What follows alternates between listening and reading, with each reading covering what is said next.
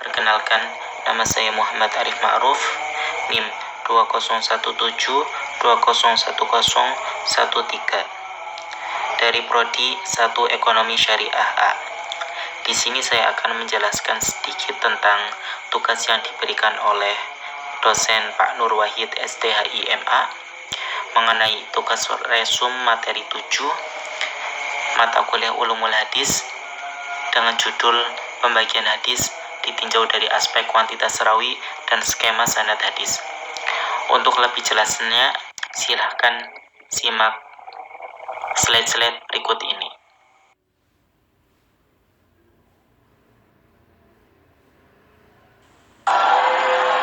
Ditinjau dari segi jumlah perawinya, hadis terbagi menjadi dua, yaitu 1. Hadis mutawatir, yang kedua hadis ahad.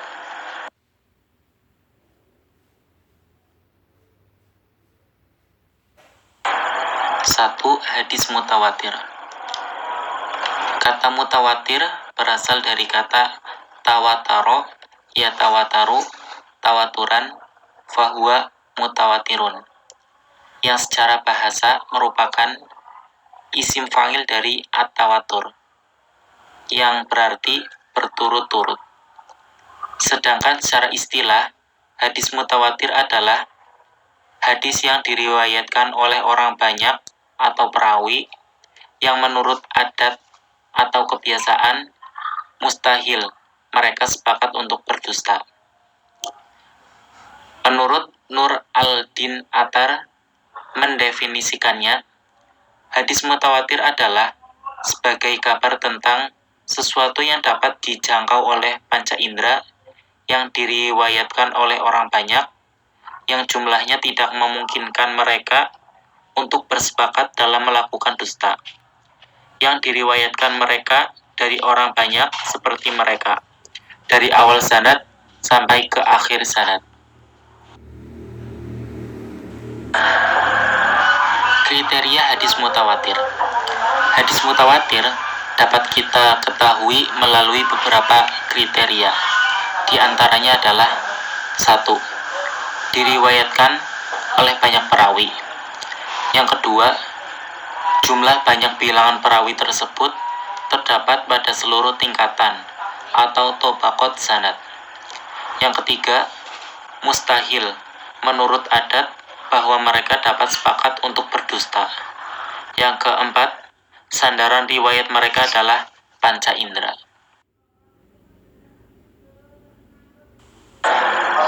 Selanjutnya yaitu pembagian hadis mutawatir. Hadis mutawatir terbagi menjadi dua macam, yakni 1. Mutawatir lafzi dan yang kedua mutawatir maknawi. Yang pertama mutawatir lafzi, yaitu hadis yang mutawatir lafaz dan maknanya. Contohnya terdapat pada hadis yang diriwayatkan oleh hadis riwayat Bukhari yang berbunyi Haddatsana Abu Bakrin bin Abi Syaibah wa Suwad bin Sa'id wa Abdullah bin Amir bin Zurarah wa Ismail bin Musa qalu haddatsana Syarikun an Simakin an Abdurrahman bin Abdillah bin Mas'ud an Abih qala Rasulullah sallallahu alaihi wasallam man kadzaba alayya muta'ammidan falyatabawa maq'adahu minnar, yang artinya barang siapa yang sengaja berdusta dengan atas namaku, maka ia akan mendapatkan tempat duduknya dari api neraka.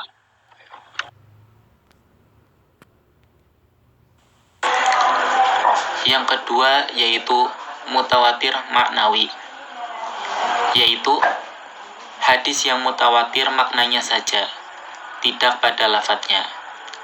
Contohnya terdapat pada hadis yang diriwayatkan oleh hadis riwayat Bukhari Muslim yang berbunyi kana nabiyyu sallallahu alaihi wasallam la yarfa'u yadayhi fi syai'in min du'aihi illa fi isqa'i wa innahu yarfa'u hatta yura bayadu ibtaihi. yang artinya Rasulullah Shallallahu Alaihi Wasallam tidak mengangkat kedua tangan beliau dalam doa-doanya selain dalam doa sholat istisqa, dan beliau mengangkat tangannya sehingga nampak putih-putih kedua ketiaknya.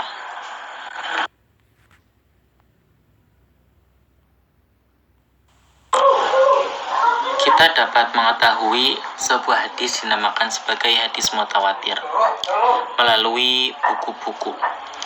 Yang pertama dari buku Al-Azhar Al-Mutanasirah fi Al-Akbar Al-Mutawatirah, karya dari Jalaluddin As-Suyuti.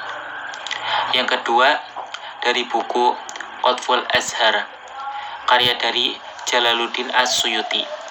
Ringkasan kitab Al-Azhar Al-Mutanasirah fi Al-Akbar Al-Mutawatirah, karya Jalaluddin As-Suyuti. Yang ketiga dari buku Al-La'ali Al-Mutanasirah fi Al-Ahadis Al-Mutawatirah, karya dari Abu Abdillah Muhammad bin Tulun Al-Dimashqi. Yang keempat dari buku Nazmul Mutanasirah Minal Hadis Al-Mutawatirah, karya dari Muhammad bin Ja'far Al-Kitani. Hadis kedua yang ditinjau dari segi jumlah perawinya yaitu hadis ahad. Secara bahasa, kata ahad merupakan bentuk jamak dari wahid yang berarti satu. Maka hadis ahad atau hadis wahid adalah suatu yang disampaikan oleh satu orang. Sedangkan secara istilah, hadis ahad adalah hadis yang para perawinya tidak mencapai jumlah perawi hadis mutawatir, baik perawinya itu 1, 2, 3, 4, atau seterusnya. Pembagian hadis ahad. Hadis ahad terbagi menjadi 3 macam. 1. Hadis masyhur. 2. Hadis aziz. 3. Hadis gharib. Yang pertama, hadis masyhur. Secara bahasa, kata masyhur merupakan isim maf'ul dari kata syahroh yang berarti al-zuhur, yang artinya nyata. Sedangkan menurut istilah, hadis masyhur merupakan hadis yang diriwayatkan 3 orang perawi atau lebih di tiap tingkatan atau tabaqat, tapi tidak sampai tingkat hadis mutawatir.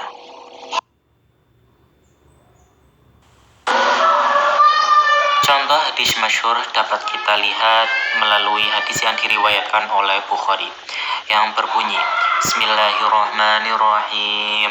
Innallaha la yaqbiqul ilman iza'an yandazi'uhu minal ibadi walakin yaqbitul ilma biqabdil ulama'i hatta idza lam yubqi 'aliman ittakhadhan nasu ru'usan juhalan fasu'ilu faftau bi khairi ilmin fadallu wa adallu, akhrajahul Bukhari. Yang artinya, sesungguhnya Allah tidak akan mengambil ilmu dengan melepaskan dari dada seorang hamba, akan tetapi akan melepaskan ilmu dengan mengambil para ulama, sehingga apabila sudah tidak terdapat seorang yang alim, maka orang yang bodoh akan dijadikan sebagai pemimpin, lalu memberikan fatwa tanpa didasari ilmu. Mereka sesat dan menyesatkan. Hadis riwayat Bukhari. Yang selanjutnya ada buku-buku tentang hadis masyhur. Yang pertama, buku Al-Maqasid Al-Hasanah Fima Ishtaha Ala Al-Sinati, karya dari Asy-Syakhawi.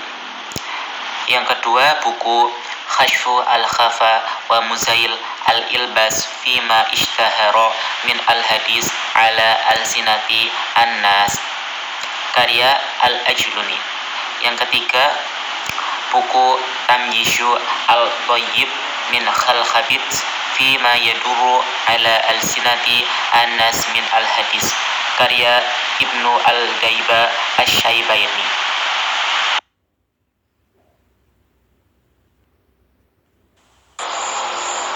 Pembagian hadis ahad yang kedua yaitu hadis aziz. Aziz menurut bahasa adalah sifat musyabah dari kata azza ya'izu, yang berarti qala dan nadoro, yang artinya sedikit dan jarang. Atau dari kata azza ya'azu, yang berarti qawiya dan istada, yang artinya kuat dan sangat. Menurut istilah, aziz berarti bahwa tidak kurang perawinya dari 2 orang pada seluruh tingkatan sanad.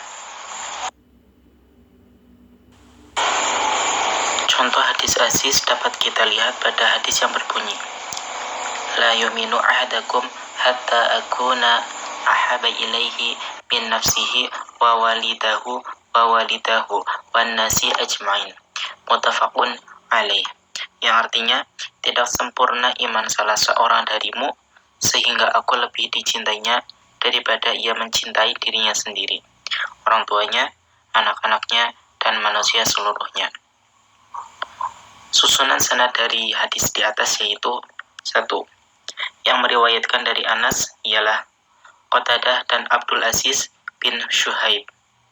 Yang kedua, yang meriwayatkan dari Qatadah ialah Syubah dan Sa'id.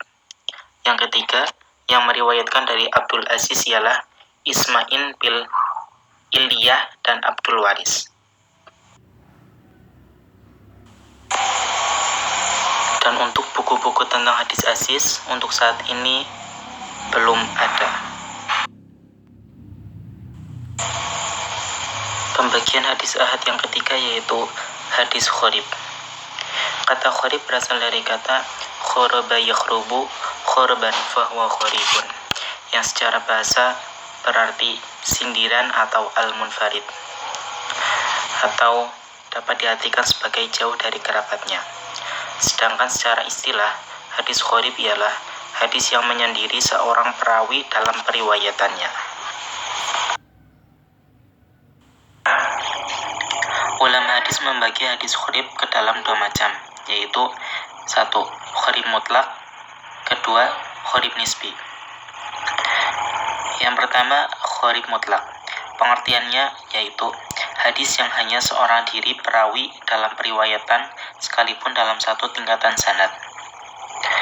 Contoh gharib mutlak dapat kita lihat pada hadis yang berbunyi al-wala'u ala lahmatun kalahmati nasabi la yuba'u wa la yuhabu, yang artinya hamba wala atau pewaris budak adalah yang memerdekakannya, adalah daging bagaikan daging nasab, tidak boleh dijual dan tidak boleh dihibahkan.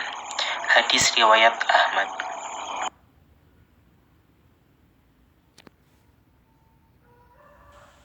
Pembagian hadis gharib yang kedua yaitu gharib nisbi, yang artinya hadis yang diriwayatkan oleh lebih dari 1 orang perawi pada asal sanadnya. Kemudian dari semua perawi itu, hadis ini diriwayatkan oleh 1 orang perawi saja yang mengambil dari para perawi tersebut. Contoh gharib nisbi dapat kita lihat pada hadis yang berbunyi dakhala makatan wa ala rasihi al-maghfirah, yang artinya hadis yang diriwayatkan oleh Imam Malik dari Zuhri dari Anas radhiyallahu anhu bahwa Nabi SAW masuk ke kota Mekah dengan mengenakan penutup kepala di atas kepalanya. Hadis riwayat Bukhari dan Muslim. Selanjutnya ada kitab-kitab pada hadis gharib. Yang pertama pada kitab Gharaib Malik, karya dari Al-Darqutni. Yang kedua ada kitab Al-Afrad, karya dari Al-Darqutni. Yang ketiga ada kitab Al-Sunan Alati Tafarodo bi kulli sunnah minha ahl baldah, karya dari Abu Dawud Al-Sijistani. Skema sanad hadis. Dalam susunan hadis yang diriwayatkan oleh Imam Tirmidzi, beliau berkata, Hadatsana Ali bin Hajar wal Hasan bin Arafah qala hadatsana Ismail bin Iyas an Musa bin Aqbah an Nafi an Ibnu Umar an Nabi sallallahu alaihi wasallam qol la taqra'u al-haidu walal junubi syai'um minal Qur'an. Ya, artinya telah menceritakan kepada kami Ali bin Hujr dan Al-Hasan bin Arafah, keduanya berkata, telah bercerita kepada kami bahwa Ismail bin Iyas dari Musa bin Uqbah dari Nafi, dari Ibnu Umar dari Nabi Shallallahu Alaihi Wasallam, beliau bersabda, wanita haid dan orang yang junub tidak boleh membaca sesuatu pun dari Al-Quran. Hadis riwayat Imam Tirmidzi. Dari hadis yang diriwayatkan oleh Imam Tirmidzi dapat kita simpulkan bahwa Imam Tirmidzi telah mendengar cerita dari Hasan bin Arafah dan Ali bin Hajar. Sementara itu, mereka telah mendengar dari Ismail bin Iyas, dan Ismail bin Iyas telah mendengar dari Musa bin Uqbah, dan Musa bin Uqbah telah mendengar dari Nafi, dan Nafi telah mendengar dari Abdullah bin Umar, dan Abdullah bin Umar telah mendengar sabda dari Nabi Shallallahu Alaihi Wasallam.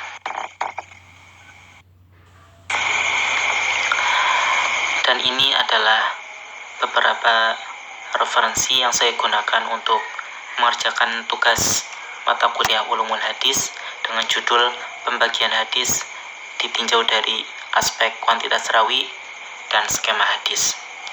Semoga referensi ini dapat menjadi rujukan teman-teman semua dan dapat bermanfaat bagi teman-teman semua.